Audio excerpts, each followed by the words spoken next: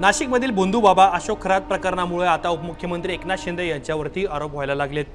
सामाजिक कार्यकर्त्या अंजली दमानिया यांनी उपमुख्यमंत्री एकनाथ शिंदे आणि शिवसेना उद्धव बाळासाहेब ठाकरे गटाचे आमदार मिलिंद नार्वेकर यांच्यासोबत फोनवर संभाषण झाल्याचा दावा केलाय आणि त्यानंतरच आता शिवसेना ठाकरे गटाच्या सुषमा अंधारे आणि संजय राऊत यांनी पुन्हा एकदा अंजली दमानिया यांच्यावरती टोप दागायला सुरुवात केली आहे। पण खरंच सुषमा अंधारे यांच्या आरोपामध्ये किती तथ्य आहे, त्यांनी कुठले कुठले प्रश्न हे दमानिया यांना विचारलेले आहेत आणि सगळ्यात महत्त्वाचं म्हणजे त्यांनी दमानिया यांच्यावरती सिलेक्टेड लोकांवरती आरोप करत असल्याचा आरोप केला, तर राऊतांनी त्यांना रॉ एजंट अशा प्रकारचं टिप्पणी त्यांच्यावरती केली आहे। त्यामुळं अंधारे यांनी कुठले प्रश्न विचारले आणि दमानिया यांनी यापूर्वी कुठल्या कुठल्या प्रकरणामध्ये आवाज उठवलेला आहे, त्याचं नेमकं काय झालेलं आहे, त्या खरंच सिलेक्टेड आरोप करतात का जसं अंधारे म्हणतात, तेच तुम्हाला या व्हिडिओच्या माध्यमातून मी सांगणार आहे आणि वास्तव तुमच्यासमोर ठेवणार आहे। त्यामुळं नमस्कार, मी या ठिकाणी मुंबई तकमध्ये तुम्हा सर्वांचं स्वागत आहे। तर सगळ्यात आधी सुषमा अंधारे यांनी दमानियावरती टीका करताना कुठले मुद्दे उपस्थित केले, तर त्याच्यामध्ये त्यांचं म्हणणं काय आहे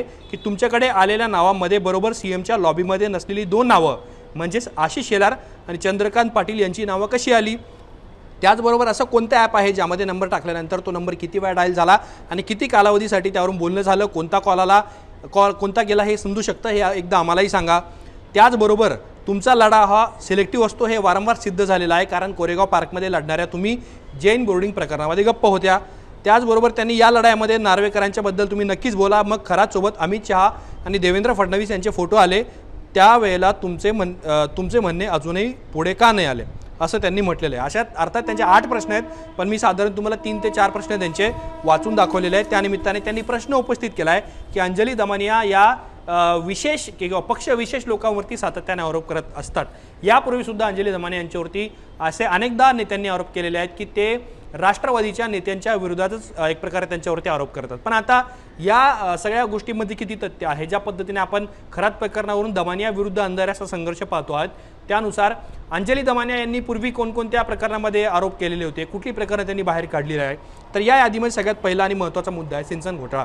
कारण सिंचन घोटाळ्यामध्ये अंजली दमानिया यांनी आक्रमक भूमिका घेतलेली होती आणि त्यामध्ये त्यांनी अजित पवार असतील किंवा राष्ट्रवादीचे अन्य नेते असतील, सुनील तटकरे असतील, यांच्यावरती गंभीर स्वरूपाचे आरोप केलेले होते आणि या प्रकरणामध्ये अजित पवारांना मंत्रिपदाचा राजीनामा द्यावा लागलेला होता। तर दुसरं प्रकरण आहे भोसरी जमीन गैरव्यवहार प्रकरण। या प्रकरणामध्ये सुद्धा अंजली दमानिया यांनी गंभीर स्वरूपाचे आरोप केलेले होते आणि त्यावेळेला मुख्यमंत्री फडणवीसांच्या पहिल्या कार्यकाळामध्ये महसूल मंत्री असलेल्या एकनाथ खडसे यांच्यावरती दमानिया यांनी गंभीर स्वरूपाचे आरोप केलेले होते आणि याच प्रकरणामुळे म्हणजेच MIDC जमीन गैरव्यवहार प्रकरण ते होतं भोसरीमधलं आणि एकनाथ खडसे यांना जवळपास 5 ते 6 खात्यांचे ते मंत्री होते त्या काळात, त्यांना ते खातं सोडावं लागलं होतं किंवा त्यांना महसूल मंत्री पदाचा राजीनामा द्यावा लागला होता। आता रिसेंटली आपण जर जे बघितलं तर अंजली दमानिया यांनी धनंजय मुंडे यांच्यावरती आरोप केलेले होते।